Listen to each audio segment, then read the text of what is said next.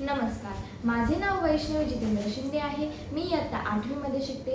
माझ्या शाळेचे नाव girls English medium school Hadapsar Pune 28 आहे. आज मी तुमच्यासमोर ल म कडू लिखित मी चित्रकार कसा झालो या पाठाचे वाचन करणार आहे. मी तुमच्या एवढं असताना जे अनुभवलं पाहिलं ते तुम्हाला सांगणार आहे. प्रथम निसर्ग. आपण निसर्गाला कधीही विसरून चालणार नाही. त्याच्या विरोधात न जाता मर्जीत राहणं केव्हाही आपल्या फायद्याचं आहे. निसर्गातून आपलं पालन पोषण होतं आणि निसर्गच आपल्याला नाना कला शिकवतो. निसर्ग धुंडाळत राहा, तुम्हाला सर्जनाचा वाटा आपसूक सापडतो. आता तुम्हाला माझीच गोष्ट सांगतो. माझं प्राथमिक शिक्षण एका लहानशा खेड्यात झालं. माझं खेड अतिशय निसर्गरम्य आणि सुसंस्कृत होतं.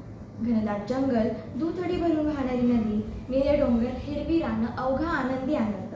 अशा वातावरणात माणसातली सर्जनशीलता उफाळून आली नाही तर नवलच. माझा एक मित्र होता. आम्हाला खूप वाटायचं की आपण चित्र काढावे, पण काय करणार, आमच्याकडे कसली साधनं नव्हती. पेन्सिल, रंग, ब्रश हे तर सोडाच, साधा कागदही नव्हता. अभ्यासाची एकच वही, पाटीवर लिहिण्याची एक पेन्सिल, तिचे तुकडे झाली तरी सांभाळून वापरावी लागायची. दुसरी मिळण्याची शक्यता नव्हती.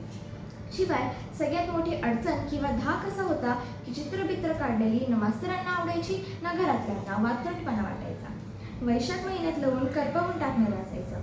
आम्ही गावातली सर्व मुलं नदीच्या डोहात जाऊन पडायचो. अंगात गारवा भरला की पुन्हा काठावर येऊन बसायचं. काठालगत खूप खडक होते.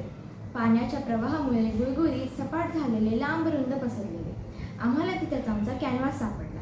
या भल्या थोरल्या खडकावर मनसोक्त चित्र काढता येणार होती, पण कशानं काढणार तोही मार्ग सापडला.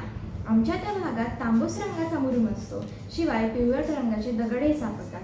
ते दगड आपटले की त्याची पिवळी पिवळी फक्की पडते. अगदी पिठासारखी असते. हवं तसं पाणी घातलं की पिवळा रंग तयार. मुरुमाचा खडा ओला करून घेतला आणि खडकावर चित्र रेखाटणं सुरू झालं. काय काढू आणि काय नको असं व्हायचं. गुडघ्यावर टेकून रेषा काढण्यात दंग व्हायचो. रेषा काढीत हातभर पुढं सरकल्यावर मागे वळून पाहावं तर रेषा वाळून लाल जर्द झालेल्या असायच्या. आणखी सुरसुरी यायची. तापलेल्या खडकावर टेकून टेकून गुडघ्याची सालटं गेलेली लक्षातच यायची नाही. मग उभ्या खडकावर चित्र काढणं सुरू झालं. काही दिवसांनी वाटायला लागलं की यात रंग भरावेत, पण ते कुठून आणणार. त्या दिवसात काटेसावरी फुलते, लाल भडक होते. तिच्या फुलातले पराग पाण्यात चुरगळले की जांभळा रंग मिळतो. शेंद्री नावाच्या वनस्पतीच्या बोंडातल्या बिया भगवा रंग देतात. काही पानांचा हिरवा केला, चुन्याचा पांढरा, कुंकवाचा लाल आणि दगडाचा पिवळा होताच.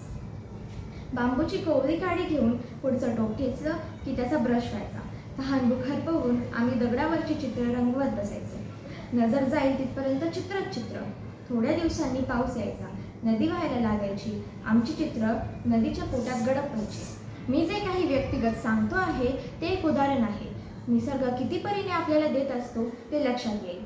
मला इतकंच म्हणायचं आहे की साधनं नाहीत म्हणून अडून बसायचे नाही, कारण तुमच्या इच्छा तीव्र असतील तर साधनांशिवाय सुद्धा साधना करता येते.